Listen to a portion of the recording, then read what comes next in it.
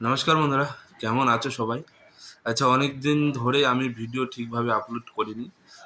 দুর্গাপূজাতে বাড়িতে এসেছি, তো একটু বিজি ছিলাম, আনন্দ ফুর্তিতে মেতে ছিলাম। যাই হোক, একটা ভাই কমেন্ট করেছে যে দাদা, চেষ্টা তো করছি কিন্তু চাকরি হচ্ছে না, সব চেষ্টায় বিফল হয়ে যাচ্ছে।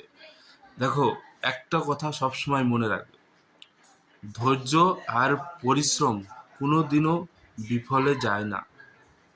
তুমি পরিশ্রম করো, পরিশ্রমের সাথে সাথে ধৈর্য রাখতে হবে।